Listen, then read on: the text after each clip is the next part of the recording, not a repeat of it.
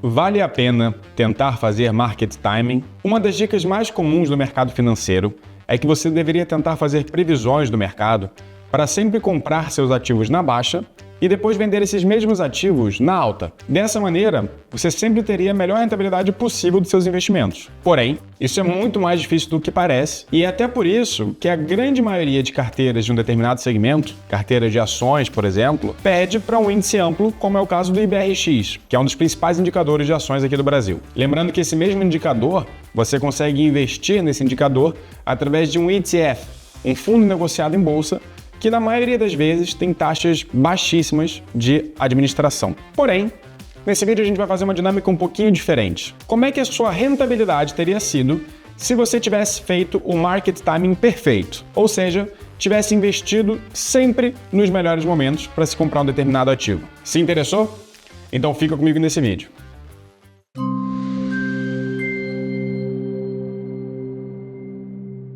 Olá a todos! Meu nome é Felipe Spritzer, eu sou o CEO e fundador da Portfel, a consultoria financeira do Grupo Primo. E se você se interessa por conteúdos desse tipo, não esqueça de deixar seu like, se inscrever no canal e compartilhar com as pessoas que podem se interessar.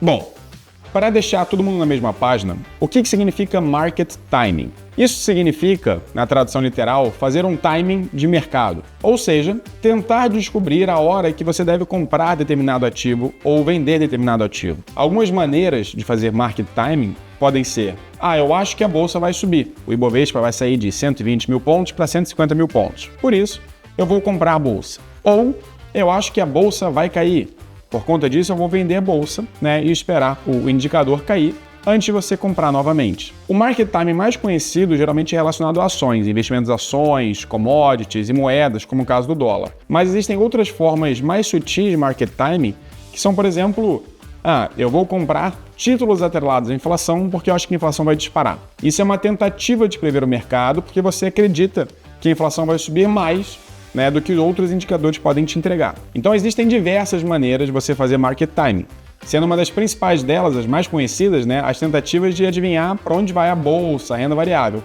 Mas também é possível ter acertos e erros muito fortes na renda fixa. A ideia de um market timing perfeito, se isso fosse possível, seria acertar sempre para você maximizar seus retornos e minimizar suas perdas ou minimizar sua volatilidade. A gente aqui na Portfel sempre defende que é praticamente impossível conseguir saber para onde o mercado vai. Inclusive, eu vou deixar aqui na descrição, e acho que vocês podem clicar aqui em algum outro lugar da tela, nosso outro vídeo em que a gente fala sobre como as principais previsões econômicas do mercado estão sempre erradas. Mas apesar das nossas advertências, a gente sabe que muitas pessoas, na verdade a grande maioria das pessoas, ainda tenta fazer alguma forma de market timing. E lembrando que esse posicionamento não é só da Portfel. Alguns dos maiores investidores do mundo, como David Swensen, Howard Marks, Warren Buffett e muito mais, também não acreditam que esse modelo de investimento funciona. E até com isso em mente, uma das maiores corretoras do mundo, que é a Charles Schwab, ela fez um estudo para entender como a sua carteira teria performado em diferentes cenários. E o link desse estudo que eu vou citar, ele vai estar aqui na descrição do vídeo também. E como é que a equipe da Charles Schwab fez esse estudo? Ela considerou 4 cenários. Nesses 4 cenários, os investidores ganhariam um montante no começo do ano e eles sempre investiriam em apenas um ETF, um fundo negociado em bolsa, que seria um ETF que replicaria o índice S&P 500, basicamente o indicador de ações mais reconhecido no mundo. Lembrando que em todos os cenários, os investidores vão receber $2.000 em cada começo de ano. No primeiro cenário, a pessoa faria o market timing perfeito, ou seja, ela ganharia os $2.000, esperaria o momento em que o índice estava no ponto mais baixo do ano inteiro e aí sim investiria tudo de uma vez no indicador. No segundo cenário, a pessoa não faz nenhum tipo de market timing. Ela simplesmente pega os $2.000 e instantaneamente investe no S&P 500 no primeiro dia do ano. Já no terceiro cenário, a pessoa vai dividir em 12 parcelas iguais, ou seja, recebeu $2.000, a cada um mês vai investir 1/12 desses $2.000. E no quarto cenário, a gente vai ter o inverso do primeiro. No primeiro, a pessoa faz o market timing perfeito, ou seja, sempre compra no ponto mais baixo. Já no quarto cenário, a gente também tem que considerar o pior cenário, que é quando a pessoa compra sempre no ponto mais alto. Ou seja, ela espera chegar ao pior dia do ano e aí sim compra esse ETF e depois mantém lá. Como vocês podem imaginar, a pessoa que conseguiu fazer o market timing perfeito teve os melhores resultados de fato. Seguido pela pessoa que, na maioria das vezes, aportou de primeiro depois a pessoa que dividiu em 12 vezes e, por último, a pessoa que fez o pior market time possível. Essas foram as diferenças, a colocação, a rentabilidade da carteira de cada um. Mas a gente vai trazer um pouquinho de números agora para ver como de fato as carteiras performaram ao longo do tempo.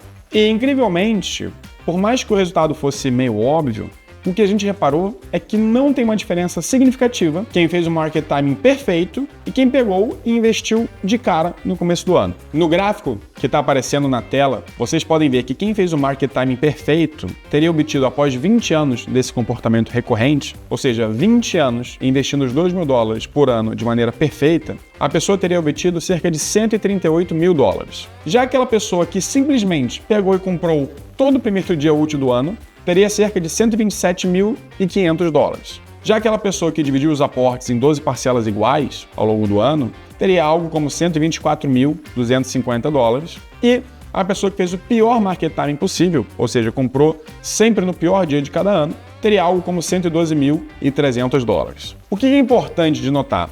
Depois de 20 anos de market timing perfeito, você teria ganhado apenas cerca de $10.537 a mais. Ou seja, se por 20 anos seguidos você todo ano acertou o melhor momento para se investir no indicador, como o S&P 500, você teria uma diferença muito pequena para quem simplesmente pegou e simplesmente investiu. Ao mesmo tempo, o pior market timing possível, apesar de ter sido pior, não foi tão pior assim. A gente está falando de uma diferença de cerca de $25.752 a menos do que quem fez o melhor market timing possível. Qual é a primeira reflexão que esse estudo traz para a gente? Bom, logo de cara a gente vê que mais importante do que seus rendimentos estão a sua capacidade de aporte, ou seja, sua recorrência de fazer aporte, e o tempo. Ou seja, se você fica um pouco mais de tempo ou consegue aportar quantidades cada vez maiores, isso vai impactar mais do que o retorno da sua carteira. Uma outra coisa é que a diferença de rentabilidade, por mais que tenha existido e tenha algum grau de relevância, ela mostrou que a pessoa que fez o market timing perfeito, que a gente sabe que é praticamente impossível, ela teria um retorno anualizado de 10,62%. Ou seja, na média, o retorno anual seria de 10,62%. Já a pessoa que simplesmente pegou e investiu no primeiro dia do ano, teve um retorno de 9,96%, ou seja, quase 10% ao ano. Uma diferença de basicamente 0,7% ao ano, durante 20 anos. Ok, existe, mas a gente sabe que é praticamente impossível você acertar uma vez sequer o melhor dia do ano, quanto mais acertar todas as vezes por 20 anos seguidos. Se a gente continua aqui analisando, a pessoa que dividiu em 12 parcelas teve uma rentabilidade de 9,75% ao ano, e a pessoa com pior timing, 8,90% ao ano. Só que se você assistiu o vídeo que eu falei no começo aqui desse vídeo também, eu gravei um outro vídeo falando sobre como as previsões econômicas estão constantemente erradas. Na grande maioria das vezes elas estão erradas. E tentar fazer o market timing muito provavelmente vai te levar a muito mais perdas do que ganhos. Se a gente parar para pensar, uma diferença de quase 2% ao ano, como é o caso da pessoa que fez o pior market timing possível, ela é relevante, 2% ao ano. Mas ela pode se tornar muito pior se você roda a carteira com ainda mais frequência. Porque nesse caso, o investidor simplesmente pegava, investia o dinheiro e deixava lá por bastante tempo. Agora, existem muitas pessoas, eu risco dizer que são a maioria das pessoas, que tentam o tempo todo descobrir qual é a melhor classe. Então, coloque em ações, depois tira de ações, depois coloque em ações, depois tire em ações, coloque em ações, tire em ações e por aí vai. Quando você faz isso, você tem uma diferença de rentabilidade ainda maior. E como a grande maioria das projeções estão erradas, a tendência é que você sempre se aproxime do pior cenário. Então a chance de você perder dinheiro fazendo isso é ainda maior quanto mais você roda a sua carteira. Isso significa que do ponto de vista de eficiência e de planejamento financeiro, faz muito mais sentido você pegar e investir tudo que você tem de uma vez, ao invés de ficar tentando parcelar ou descobrir o melhor momento para comprar. E por mais que o exemplo tenha sido com um indicador de ações nos Estados Unidos, eu vejo muitas pessoas fazendo isso também para investimentos em dólar. Ah não, eu vou comprar para ir comprando dólar aos poucos, ou vou comprando aqui aos poucos a renda fixa ou a commodity digital. Na verdade, se você tem a capacidade de investir, o mais adequado é investir o mais rápido possível. Um questionamento importante e válido sobre esse estudo é que ele considerou apenas uma janela de 20 anos. Porém, considerando isso, a Charles Schwab fez um estudo mais abrangente em que pegou diversas janelas de 20 anos. Ou seja, voltando até 1926 e sempre avançando 20 anos para frente, de 1926 a 1945, e 1927 a 1946 e aí por diante, Charles Schwab pegou todos esses períodos de 20 anos e tentou entender como é que a carteira teria se comportado em vários períodos de 20 anos e não exclusivamente num único período. E em 68 dos 78 períodos estudados, mostrou que os resultados foram muito similares, sempre ficando em primeiro lugar a pessoa que fez o melhor market timing, em segundo quem aportou tudo de uma vez, em terceiro quem dividiu o aporte e em quarto quem fez o pior market time possível. Apenas em 10 cenários dos 78 teve uma troca do segundo para o terceiro lugar, ou seja, quem dividiu o aporte acabou rentabilizando um pouco mais do que quem aportou tudo de uma vez. A gente sabe que são alguns pouquíssimos casos e que acaba sendo mais coincidental. E o mesmo resultado também vale para a janela de 30 anos, de 40 anos, de 50 anos, voltando desde 1926. Ou seja, se você aumenta esse período, nada muda. Bom, esse é apenas mais um dos diversos argumentos que a gente já trouxe aqui nesse canal para falar o quanto o market timing pode ser prejudicial para a sua carteira. A reflexão aqui é, se você faz o melhor market timing possível, o seu retorno é um pouco maior do que quem simplesmente recebe o dinheiro e investe tudo de uma vez. Será que ao longo da sua vida inteira, todo o estresse, cansaço, risco, o tempo que você gasta tentando acompanhar o mercado e tentando adivinhar esses momentos, vale esse retorno minúsculo adicional frente a todos os outros downsides que existem?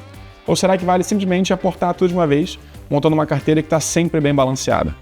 Na minha opinião, parece que, mais uma vez, fazer o market timing não é o melhor caminho para se montar uma boa carteira de investimentos.